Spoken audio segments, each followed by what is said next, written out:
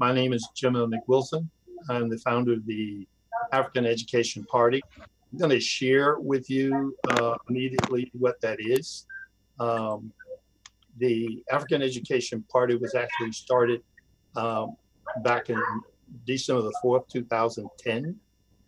Um, we had a partner with Mayor Jay Williams and set up a Black Education Summit at Youngstown State University.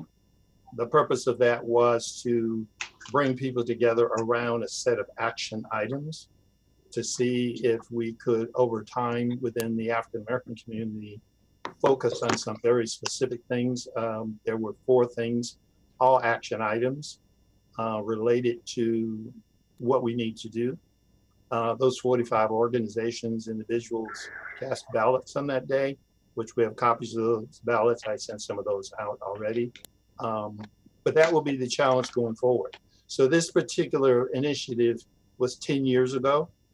And within the construct of that, it established what is called a social anthropological study that I was doing on Ohio, Mahoning County, and Youngstown City Schools, and the impact and the interaction between those 3. The co-conveners of that, which is a list of persons, starting with Mayor Jay Williams, our Family Empowerment Student Achievement Institute, the African Village, the Parent Student Union. So all of these people I'm about to re-engage 10 years later. Why are we still at an F as a school district? One of the controversial statements that I made, which was meant to be real clear about what we're looking at, is that the issue around whether or not specifically African-American children are succeeding in Youngstown City Schools is there are 2 major components to it. One has to do with the power structure, which we term those in Columbus, those in the county, and those in Youngstown City Schools. So when you hear me refer to the power structure, I'm referring to the government power structure that's in charge of education in its entirety. The actual commitment that was made by everyone during that particular time was pretty specific, and it was designed to get them to sign off on this 4-part commitment to the Campaign for African American Achievement. Some of those people have been heavily involved, such as the president of the NAACP was the education chair for the NAACP at the time. He's still directly involved. And so it's very important for us to do this thing as an intra-racial initiative because they're our children. So that's the big part of that. One of the things that we also do, which I will share with you, this is the Academic Achievement Olympian Society, which is, we also founded at the same time to honor students who were achieving at the highest level, tracking them going off to the various colleges, as you can see. This was done in Beagley Center. We normally drew between 2,500 and 3,500 parents and students on a Sunday afternoon at 4 o'clock, no music, no food, strictly based on their interest in the academic achievement of their children. So all of that was important to be able to demonstrate that parents, when asked to come to academic events on behalf of their children, they actually would show up, and they did. So this is a part of a 3-parter in the campaign. One is Parent Student Union. The other one is the Family Empowerment Student Achievement Institute, of which the Academic Olympiad comes out of when students are awarded, identified, and for their academic achievement and awarded. So these things are all part of that particular study. And we based a lot of that on all of our kids want to achieve. The system in and of itself is broken. It was broken before the state came in. It has not been unbroken since the state got here. However, the the the African American community has a responsibility that it has not lived up to as a collective. It does not mean that there are not individuals doing individual things. It simply means that as a collective, an F is an F is an F, and you'll hear me say that many times through this process. That does not mean that our children are not individually achieving, that our parents are not working very hard, again, to make sure that the children do achieve and that they're supporting them while they're working and sending them to school. So I'm going to jump right into a very short presentation, and I'll give you an opportunity to simply ask questions about what all this is about. This is where we start. If you do the math, it's been 22 academic years at a cost of $3 billion. And within this particular part of the power structure, i.e. Youngstown City Schools, it's been straight Fs on the state report card. And that's in all the testing process. All of this data comes directly from dealing with the Department of Accountability and ODE and their executive director. One of the things that I'd like to read to you, which is the foundation of the Supreme Court's decision, which was based on the 14th Amendment. In these days, it is doubtful that any child may reasonably be expected to succeed in life if he's denied the opportunity of education. The most important part of that is such an opportunity where the state has undertaken to provide it is a right which must be made available to all on equal terms. 22 years of Fs, there's nothing equal about that. And so we start with the basis of the Supreme Court decision, which is the 14th Amendment, equal protection of the law, and then we pretty much go through that process. I want to jump to where we want to be, because I think that will, one of the things I learned in a Covey process was start with the end in mind. So where would we like to be and how would we like to get there? So a part of that particular process is this particular school district. And I'm sharing this, hopefully everyone can see the Studentville report card. Studentville is a 100% poverty school district. It is a mixed school district. It is scoring where we would like to see Youngstown be, and not with a 5-year plan or a 7-year plan, because things can be done a lot faster based on the work we've done to look at some of this stuff. If you take a look at this particular report card and look at how this looks, these are all of the people in the research project that I was doing who was responsible as board members, who were responsible as union presidents, who were responsible in terms of superintendents. So from 1998, as you can see, the law for academic distress commissions were actually passed in 2007 under a Democratic government. And one of the things that I wanted to make sure that this thing was split, because in 2007, when we learned of that, that academic distress commission passed, we actually went to the school board and warned them in 2008, it hit the front page of the Vindicator. So that's just a matter of history, that they were a district at risk and they needed to take immediate action. And we laid out some things from about 500 students, teachers, parents, community members, in a survey that was done. No action was taken. In 2009, the Democratic governor, Strickland, sent his Democrat state superintendent, Delisle, to Youngstown, to a school board meeting in open air, and stated the same things that we had said in 2008. Consequently, no action was taken, and therefore what you have is in 2010 is you have the state coming in directly. as opposed to being indirectly involved. They became directly involved. And in 2010, under Governor Strickland and State Superintendent Delisle, um, both were Democrats, and this process started. I bring that up because I try not to get into what is it, Democrats or Republicans, but people that are partisan in one way or the other want to make it a blame game between the politics. And that just has not served our children at all, period. During this particular time period, as you can see, the Fs have remained the same, whether they were under local control or state control. You hear people say things have gotten worse, but an F is an F is an F. Every parent knows that. Every teacher knows that. So it's what's underneath.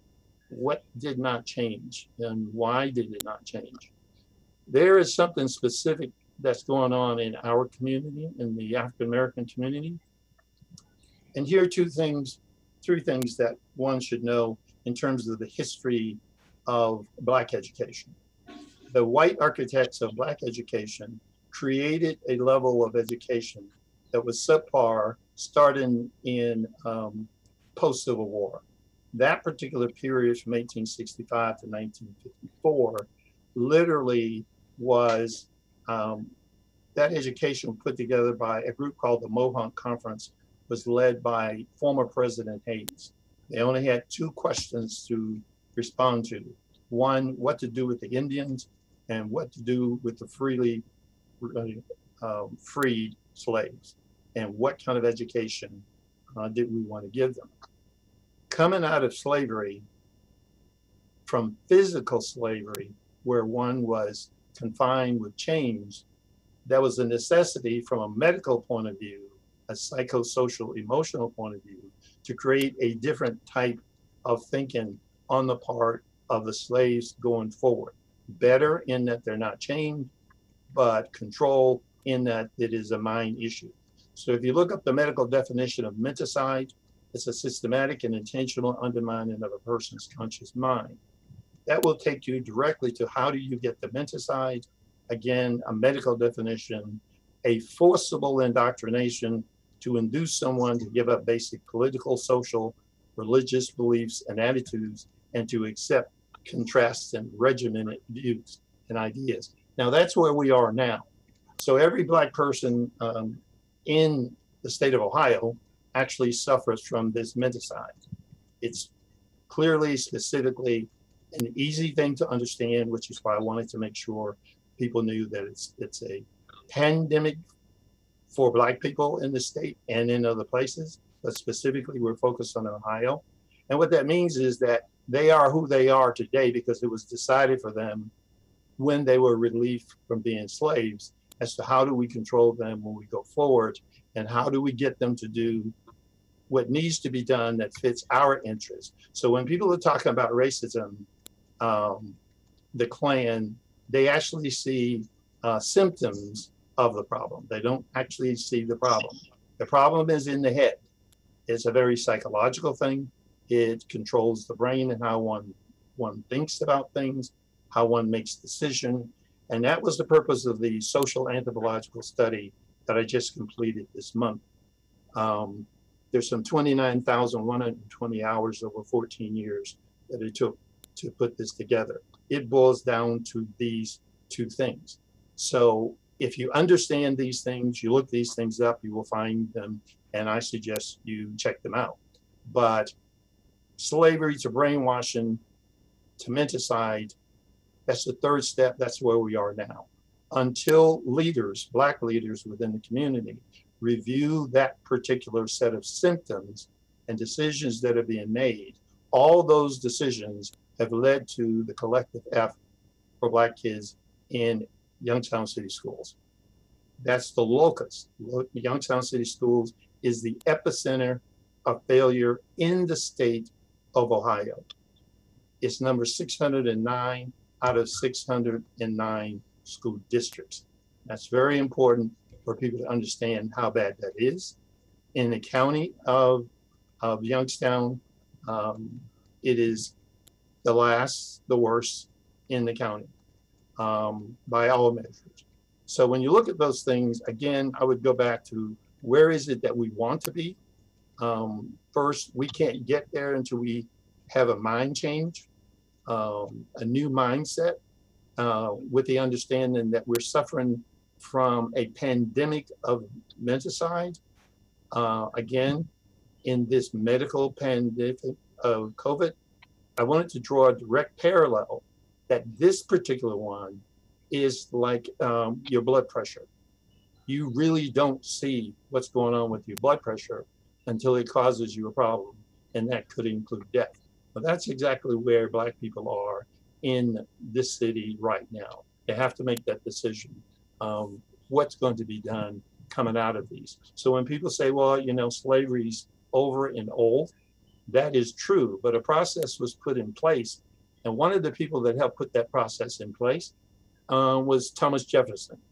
So to give you a real quick piece on Thomas Jefferson, in the state of Ohio, which was formed out of the Northwest Territory after the Indian Wars, the Northwest Territory was not to have slaves within the Northwest Territory.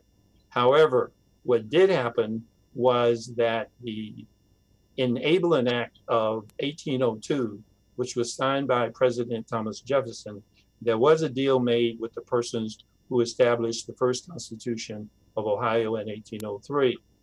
Part of that was that in Article 4, Section 1, they would create white male supremacy. And in Article 8, they would use the exact same language that you will find in the 13th Amendment, which is there shall be neither slavery nor involuntary servitude unless convicted of a crime in the state of Ohio. So 60 years before the 13th Amendment, that language was in the Constitution of Ohio. Now, the important thing about that and how I dealt with the legislature is that 1 year later in 1804, in order to control those who were supposed to be free, they passed the first of a series of black codes controlling all of the actions and behaviors of those persons who were, quote, free in Article 8 of the Constitution of 1803. That stayed the same for the Constitution of 1803, 1851, the Constitutional Convention of 1874, the Constitutional Convention and Adoption in 1912. White male supremacy did not leave the Constitution of the state of Ohio until 1923, and that's when white females got the right to vote, and they then had to accept them in the legislature. So all of these things are connected. It's not just a matter, it was yesterday, it is actually today. The most recent thing that took place is that the Ohio Department of Education in 2018 decided to go back to what took place in 1825 and 1831. Caleb Atwater promoted public education funded by property taxes all the way back to 1822, 23, 24, and public education was started in 1825. The only difference was that Black children were excluded from that, quote, public education funded by property taxes. Public education did not start for Black kids until 1831, and that was by a Quaker group that actually started a public school so that they could have a public school. So when you talk about the academic achievement gap, it was institutionalized legislatively between 1825 and 1861. And if you look at the gap between Blacks and white, it is always in the construct and with that as a foundation. So it was legislated. It was not something that just happened because someone is inferior and someone is superior. So I wanted to bring that issue up, which you can ask questions about. But I want to go back to this report card again, because I want this to be really clear. The Supreme Court made this decision in 1954. There have been 13 5-year plans in city schools, and you still have Fs on the report card. We document the 22 years here because we have specific empirical data verified by ODE that are dealing with them so that people can see who has been responsible, given all of the statements have been made. At the end of the day, attitudes were good. Behavior did not match what should be, and therefore what you have is what you see. Now, I'd like to switch again to where we would like to be. This is Studentville. Again, you have to have an image of where you want to be when you're in the process of trying to get someplace. Youngstown does not have in its overall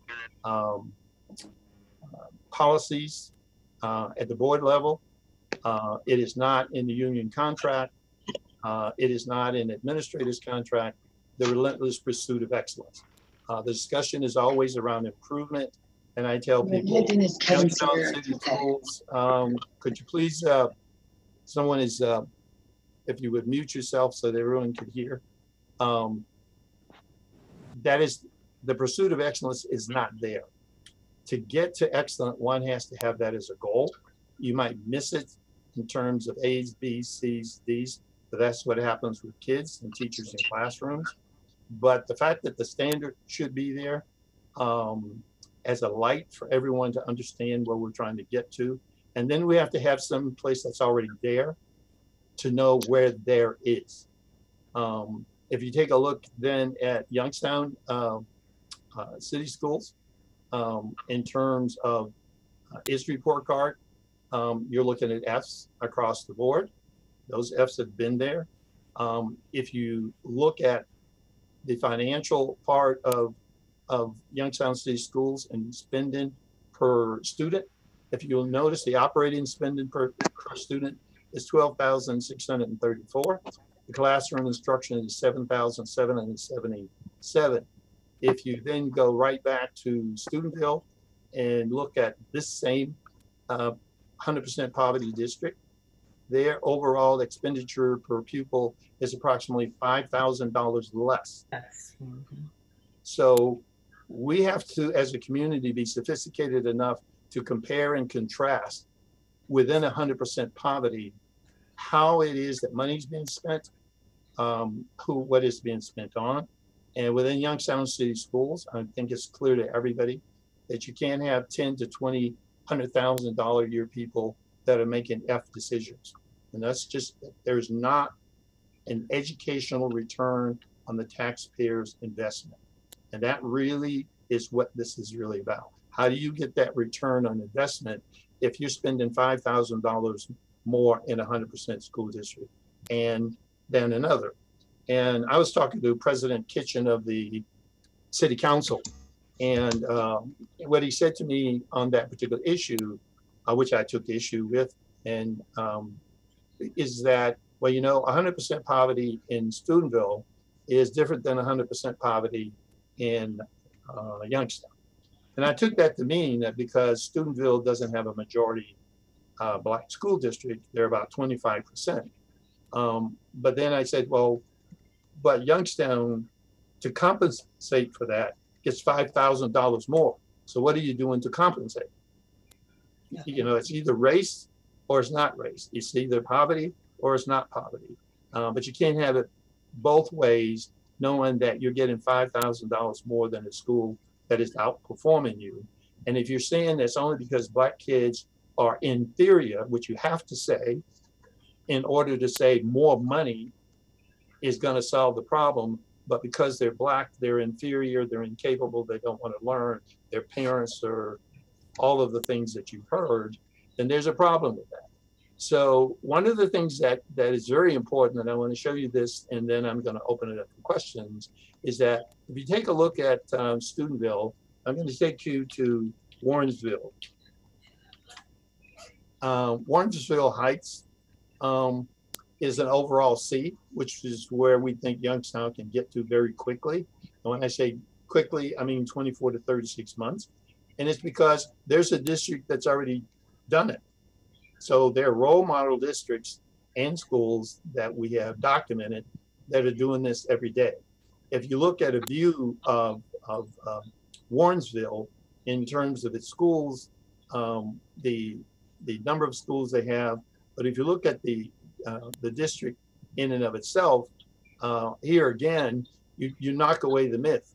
96% of the kids in Warrensville are African American. That's right. So now what is the excuse? Our job was to take poverty away. Our job was to take the issue of, well, if it's majority Black, as some people have said, even on the school board, well, you just can't get there because you need to be integrated.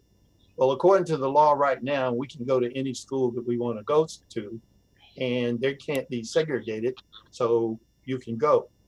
But if you happen to be in your school, and your school happens to be majority Black, as is Youngstown, which is about 55% Black, then why can't they perform at least at the level of Warrensville, which is 96% Black?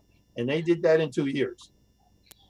So for us to be told, hoodwinked, if you will, that we need another 5 to 7 years to do this, that's just not true. So I'm going to stop for right now because I wanted to get that out. I wanted you to have that information.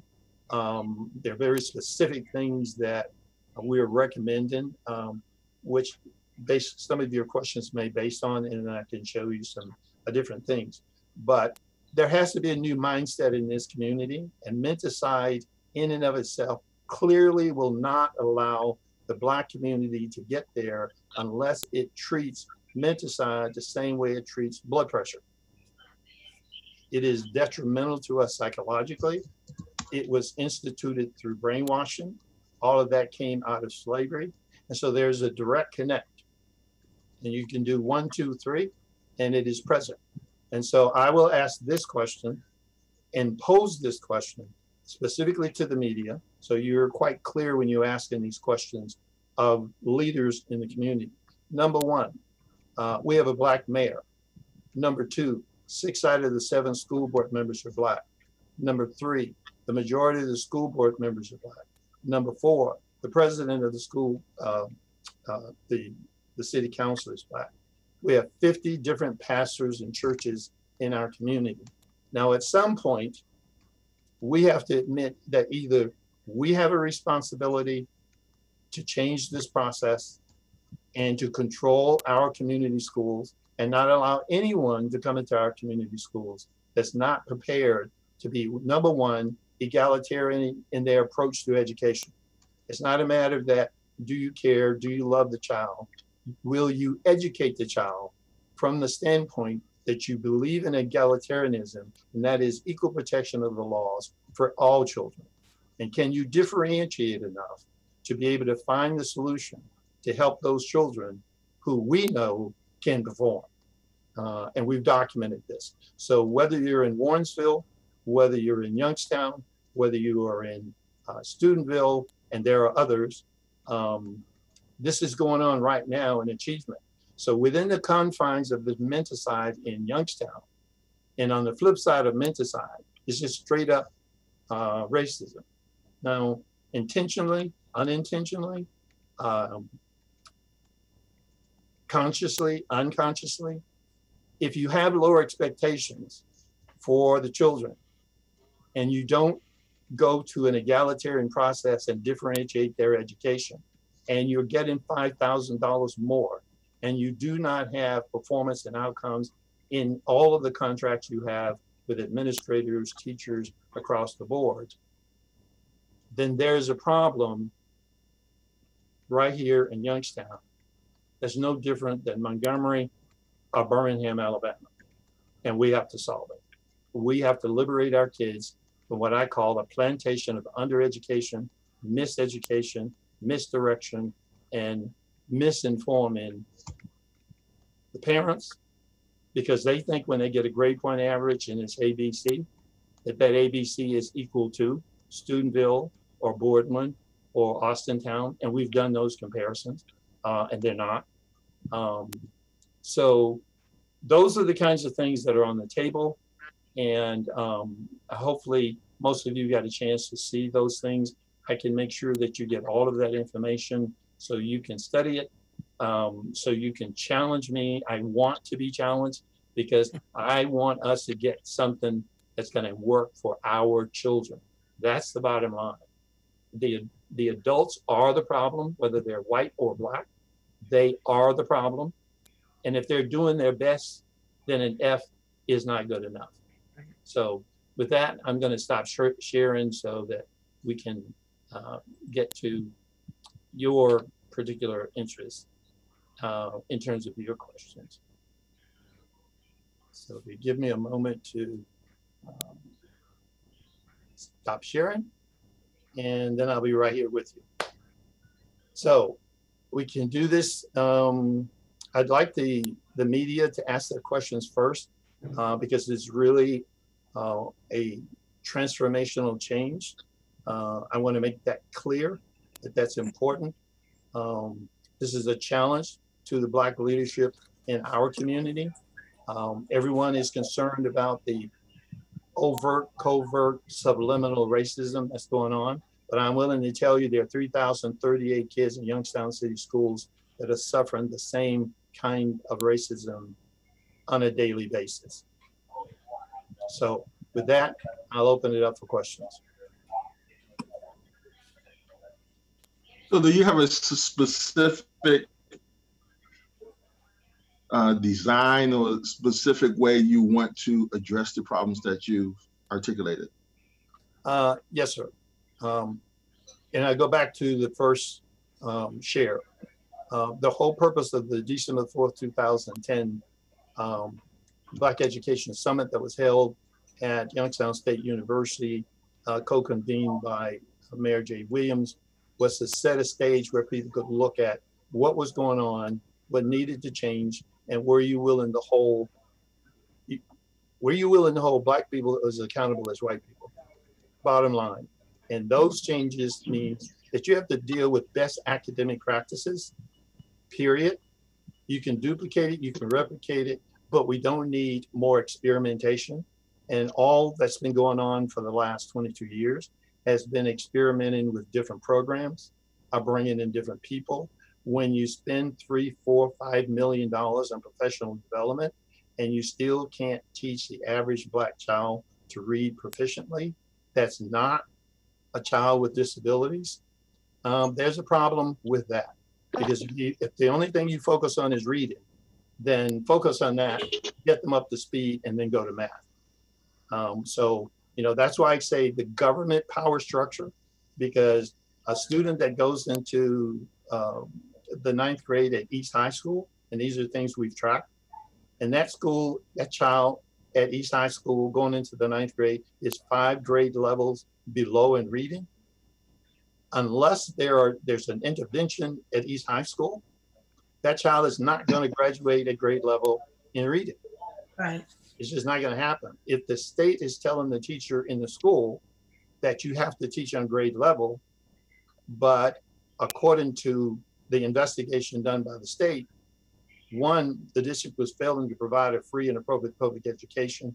2, they were predetermining kids going into special education without assessment. 3, they were biased in terms of where those kids could go in terms of program. 4, they were failing to provide to hire qualified teachers to make that happen. And finally, in many cases, they just weren't delivering the services. And the parents can't control that. They don't understand. They first have to understand how to read an IEP or 504. So at the end of the day, the perfect answer to your question that we're putting on the table is that every single school needs the best academic practice school as a role model mentor, the same way they say our kids need role models in order to be better kids, because they need to be better schools.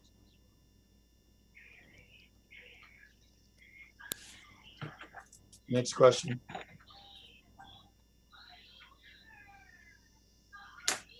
So to achieve that, do we scrap what is there, teachers,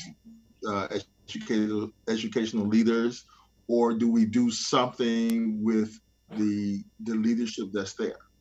Well, the first thing I said, they need mentors and role models.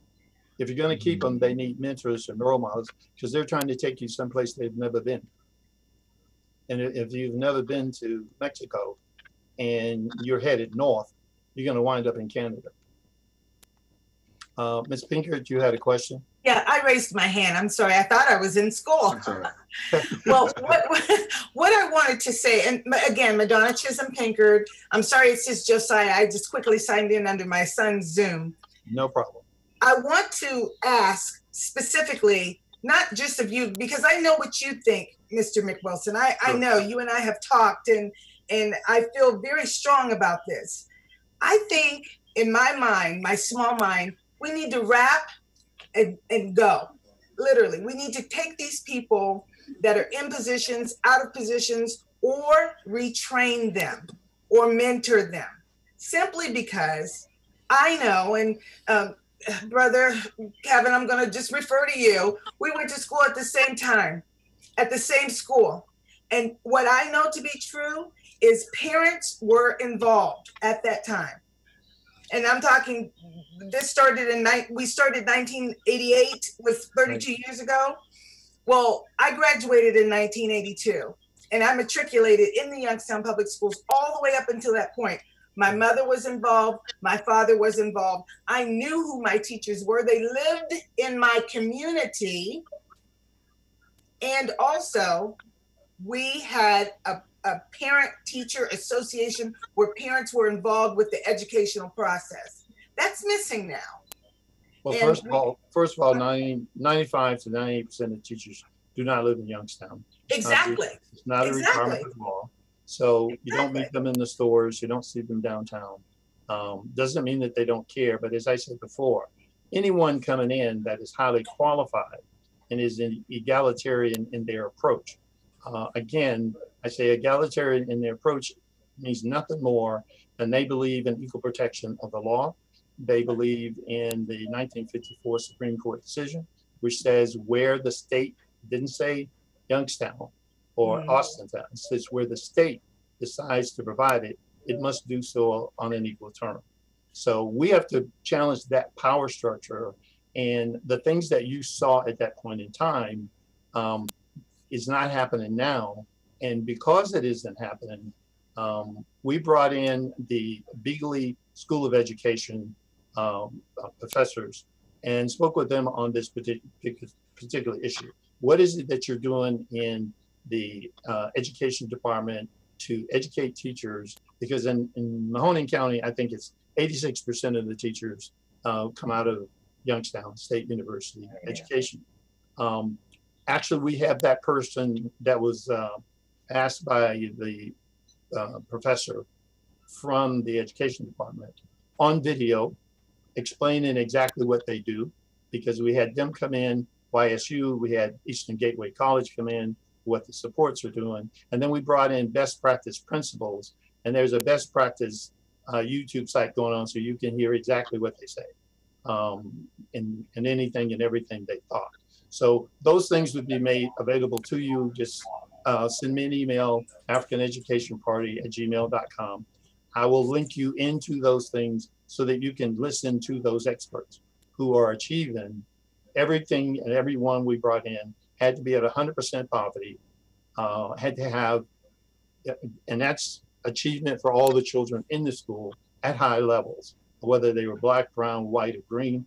We brought in principals that had 17 to 20% black students, and we brought in principals that had 84% black students, and they were all achieving at that high level. So this is where we are.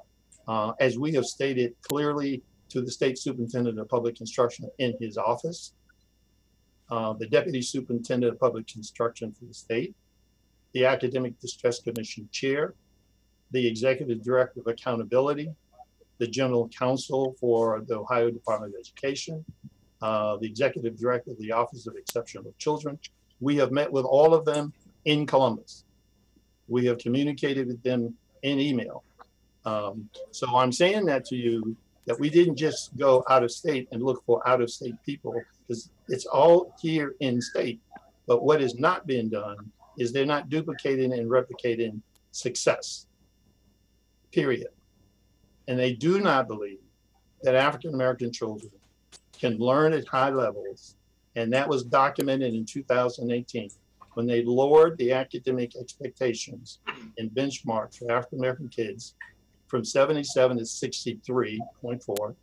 and they raised it for white kids from 77 to 86.3. Now, those are just the facts as they are right now.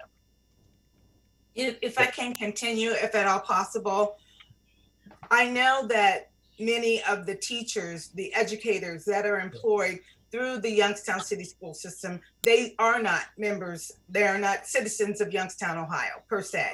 Right. If I can, I know that it isn't they don't care. It's just that it's not a priority to them. Right. And that's what we need to work on. Right. Well, I'm not sure I would get into, I think one of the problems that sometimes we get into is whether they care or not. I care more about whether they perform at a level that the outcomes generated. I mean, the person could be a closet racist. I mean, I don't need to know it. You need to perform when you get to our kids as though you care. And the only way I'm going to know that is the outcomes. So one of the things we did to look at that, we had a series of discussions with the state superintendent and the Ohio Department of Education General Counsel. And what we wanted to know was all of those particular teachers, specifically at East, because East is the Achilles heel for this particular, it's the dumping ground for Youngstown City Schools. And what we did was, through legal negotiations, we wound up with a list of 100 and some teachers in Youngstown City Schools and what their evaluations had been the previous year. East had 31 different teachers that were listed as ineffective. Now, if 31 teachers licensed by the state of Ohio, which is what we were challenging, are rated ineffective, it doesn't matter who gave you your evaluation, because that person could have been ineffective as well. But at the end of the day, I care about those children who left that school thinking that they had something that they did not. Okay, so if you care, and I think you care as a student, I believe that whatever you give me is going to be something I earn as opposed to something you gave me. And if I don't earn it, whatever that is, if it's a D, it's an F, it's a C, it's a B, if I don't earn it, but you like me and I'm quiet, and I bring my pencil, I'm the school, I'm in on time, so I get more credits, and that adds up to part of my GPA, that creates a problem for you when you go to Youngstown State University or Ohio State or even Eastern Gateway, because they're going to look at your grade point average. They're not going to look at the state test anymore. They're going to be looking at, okay, let's give you a placement. Where do you place in reading? Where do you place in English language arts? And where do you place in math? And that's going to determine the length of time and what subjects you have to take. So I just want to make sure that we're clear. We need to deal with the data. We need to deal with the law. We need to deal with the union. There are things in the union contract that I object to. And we took that to the powers to be. I was surprised that every board member had not read the contract until I learned that they had not read it, but they had signed it. Right. Okay, again, that is bad practice. That's not best practice.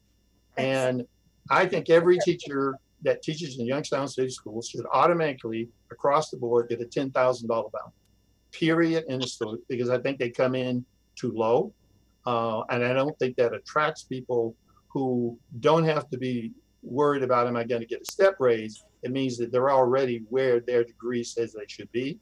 And if you can pay 10 to 20 people 100, 114, 115, 150, $199,000 to be over here at top, then really that should be going on in the best classrooms, in the best schools, and we can get there really quickly. You just have to turn the system upside down so that the people in administration are on the bottom supporting the teachers that are in the classroom. And that's a support mechanism. That's not a control mechanism. Right now, it's based on control. So when I mentioned the union contract, if you look in the union contract on specific pages, which I extracted those pages and sent them to the state superintendent, there's an area in there that says absolute control over GPA belongs to the teacher. That's what it says, point blank. And anything that changes that, the teacher, according to the contract, doesn't have to be responsible for. That's ridiculous. So But that's what's in the contract. So when we presented that to the powers to be in Columbus, it was a real simple process. And the superintendent says to me, well, how would you separate teachers from their union? I said, well, it's not a matter of separating them from the union. I have no problem with them having a union. I have a problem with the fact that you, the state, are the ones who license the teacher. They get a degree, come to you and say, I'd like to take the test to be a licensed person in your state, like a doctor, like a lawyer. They come into your state. And you're supposed to have a certain standard that you expect. And where you find those standards are not being met, like when a lawyer doesn't properly represent a client, okay, those are issues. You should have that. So there's no issue, there's no conflict between them being in a union. The question is, what do you do as a state when you license a person to teach in this state? That was our issue. Jerry, you have any questions? Yeah, I don't know if I hope you can hear me here. Yeah. How do we start this process? You ran down, we have an African-American mayor, president of council, minority representation that is the majority on both city council and the school board, pastors in the community. How do we begin this mindset, that change that you refer to? And your information seems to be accurate and legitimate, but now, A, how do we reach those people? And B, how do we get them to change that mindset that they may obviously think they're doing the right things? Well, that is true. They do believe they're doing the right thing. I will take you back to a quote from Harriet Tubman. Had I been able to convince more slaves that they were slaves, I would have been able to rescue more. Okay, so you do have to you do have to not convince them. You have to present them with evidence that there's a problem here. When I, for instance, my mother was a Christian. I'm not. I am Dogon, and so it's a little bit different. However, I read books. I have 2 young men from East over at my house counting books in my library, and they're up to 1,053. So, but 10 or 12 of those are Bibles, different Bibles. And when you read through them, there are 3 different things that I learned from my mother, my grandmother, my great-grandmother in relationship to them taking me to church. And there are 3 passages that stuck with me. One was the very first book of the Bible, the very first chapter in Genesis, 1:26 and 27. It says, let us, which is plural, make man, male and female, in our image, which is plural possessive. Now to me, that sent a powerful message that one of those happened to be my God. I'm not sure who the others were. I didn't get into that. However, that's the God I pray to. And the things that I attempt and work for, I achieve. Number 2, I was taught to always stay in John 14 and 12. And reason for that was that it states in there, if you believe, greater work than you can do. Well, if greater works means giving sight to the blind and raising the dead, metaphorically, I can do that. I mean, I can't do it physically, but metaphorically, I can do that. And the one place I was taught to stay away from, because it was used by the slave master, is the epistles or the letters from Paul to the Ephesians, which was simply, quote, slave, obey your earthly master with fear and respect, as though with Christ. Now, at some point, you've got to drop that belief from that epistle that you need to just simply buckle down and do what you're doing and keep doing what you're doing. So that's the only way I approach pastors. Some are offended, some are not. All I say is it's in your Bible. Like I quote any other book, I'm quoting that book, whether it's the Jerusalem version, which has all of the lost books of the Bible are in the Jerusalem version, which is right behind me, which is what I read. as opposed to the King James Version, as opposed to the new version. All of those I've compared and contrast. But I also say, why isn't it that every pastor, I wrote a letter through the media, Miss Jackie Adair, because she's always bringing up why the schools don't teach African American history.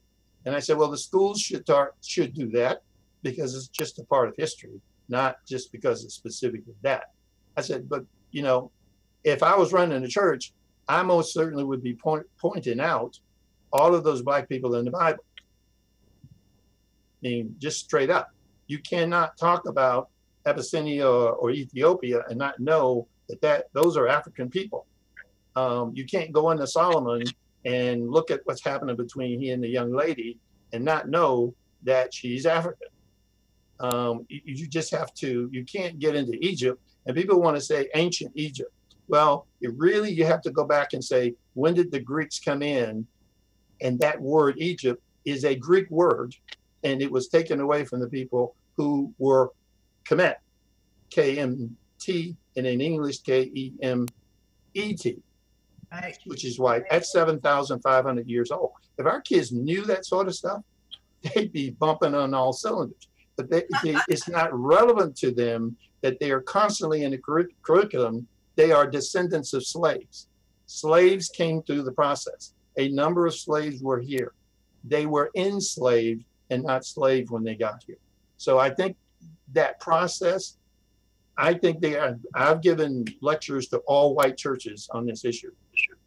And all they've said to me is they've learned things that they did not know. They didn't know Jefferson signed the Enabling Act. They didn't know he made a deal with the first legislators in terms of what to do with Africans after they gave them their freedom. They turned around and controlled them, not only with Black codes in 1804, but that ran straight through the establishment of public education. So that's where we are now. That's just, you know, we've done this in less than an hour. And I think if and Jerry asked a question that I want to get directly to, that's going to happen from this meeting. Because if what you put out there really, and I mean, a hard statement that I would make, there are two solid pandemics going on. One is menticide in the Black community, and one is the COVID in all of our communities. But if you look at that, our people are dying at a higher percentage, and a lot of that has to do with education or the lack thereof of food to eat, the right food to eat, the right place to be at the right time and the right circumstance for those are education decisions. And I'm not just talking about academic preparation.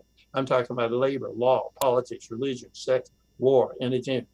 Those are the areas that we were engaged in by the white supremacists that created the racism that people are dealing with today. And it's not that it can't be dealt with, it is an intellectual war, which is why they have to lower our kids' standards so that their parents feel that they're inferior. Now they have to try and catch up. And if you get from 63.4 to 77, wasn't that the place you were supposed to be already? And the people who have been put up at 86, they're going to be at an A, and you're still going to be down at a C if that happens. So, Jerry, I would suggest strongly that you quote from me, specifically, if you quote me, is that the Black community has to step up. It has to recognize that it is suffering from a pandemic of genocide, the genesis of that genocide, where it came from, define it, clear it up. They have to look within their Bible and find all those Black people to teach those Black kids in their Black Sunday schools, because they can learn to read in all those 50 churches. That's the Bible, that's reading. Even if you're reading the Bible, it doesn't matter what you're reading, just so long as you're reading. Because now you got to define the word. Now you got to know what it means. Then you need to know where did it come from? Is it Latin? Is it English? Is it French? What's the origin of it? When was it? How is it used in a sentence? Something as simple as diagramming a sentence. I mean, you know, where's the noun? Where's the pronoun? Where's the verb? Where's it? All of those things are simple things to do, and it doesn't cost $100,000 to teach someone how to do it.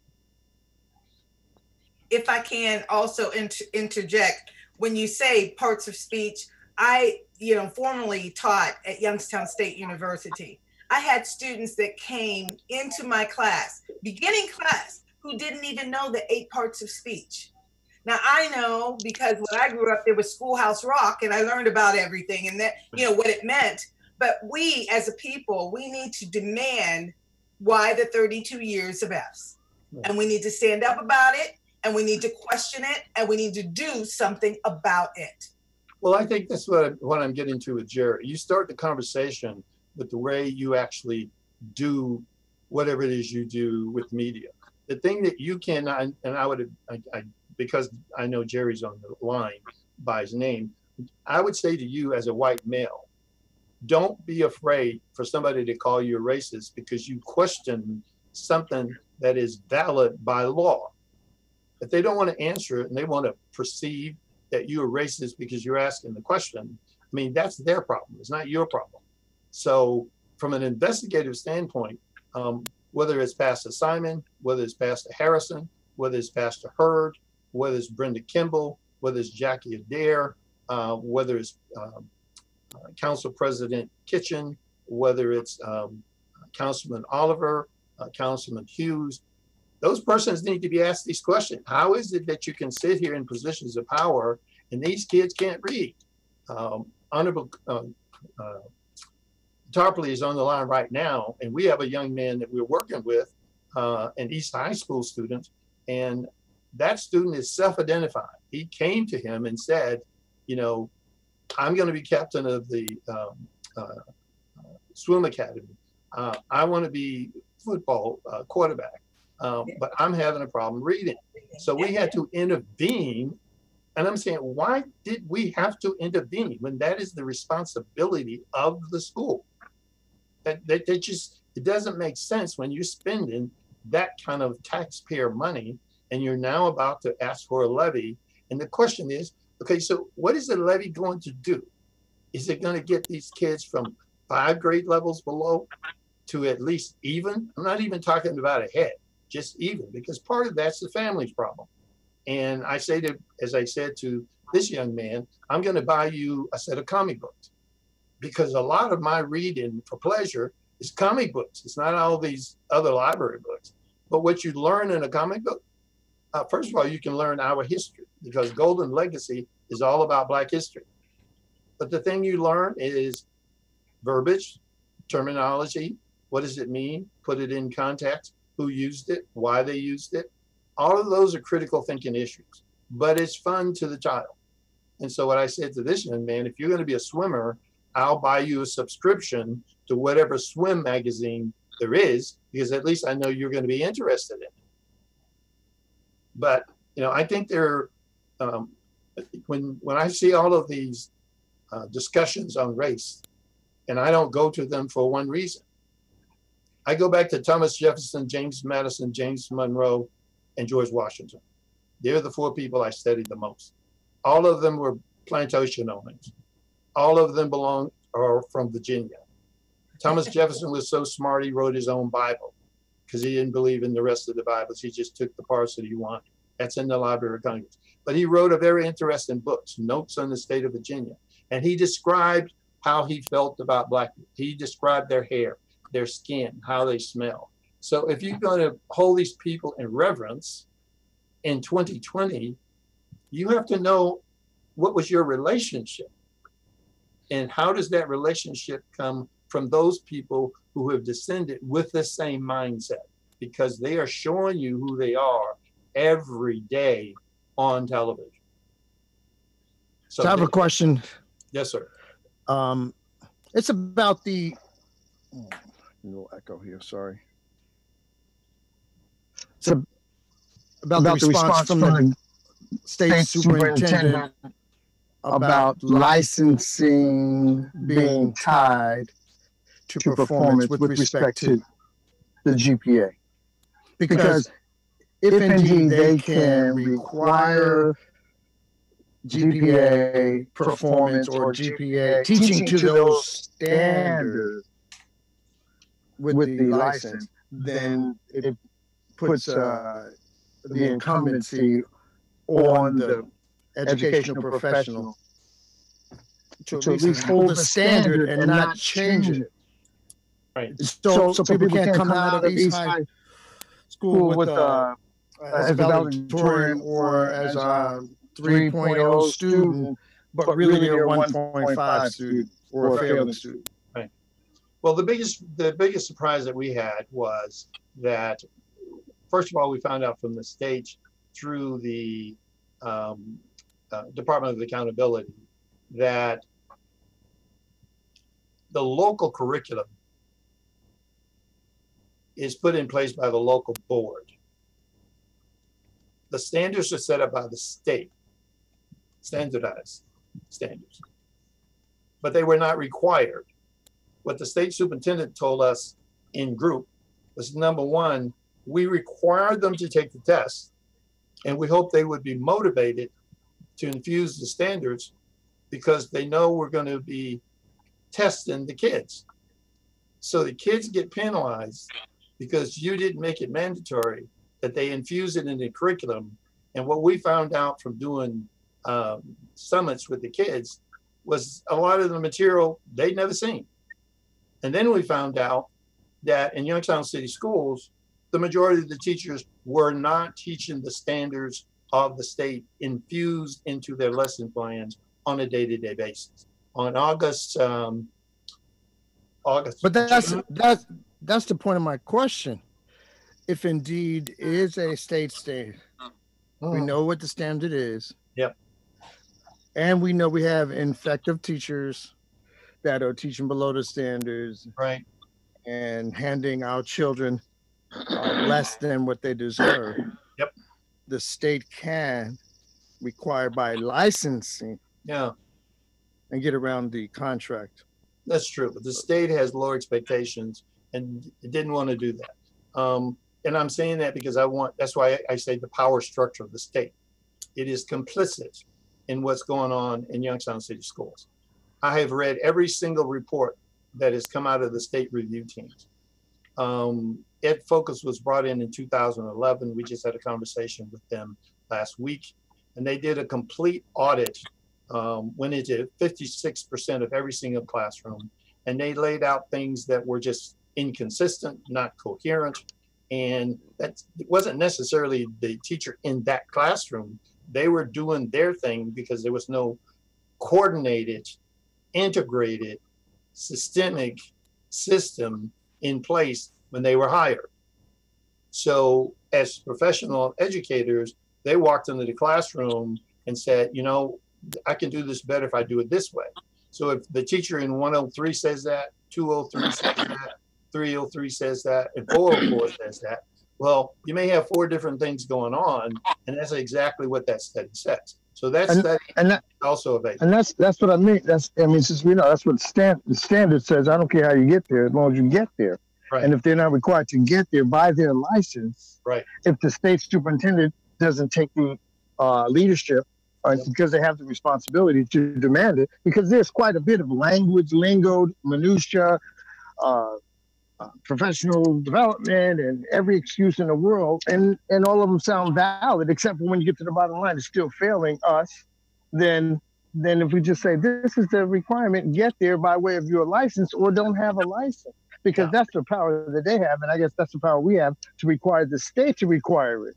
Yes. Because the board, if they don't read the contract or they can't get past the contract to require the GPA standard to be taught and measured and met, right. Then everything else is just, it's like talking about race. Right. So, everybody has an opinion. So the reason for this particular launch is to set a standard, and we can set that standard. Well, whether it's Studentville in terms of they're already there and they get studied as to what can we transition here, whether it's Warrensville, how did you do this in 2 years? What changes did you make? Well, they have teachers and their teachers have contracts. So there must be something related to the contractual relationship. No one wants anybody to lose their contract.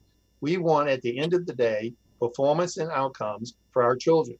Now, if that's the battle cry, and we all agree on it, then we can make that happen.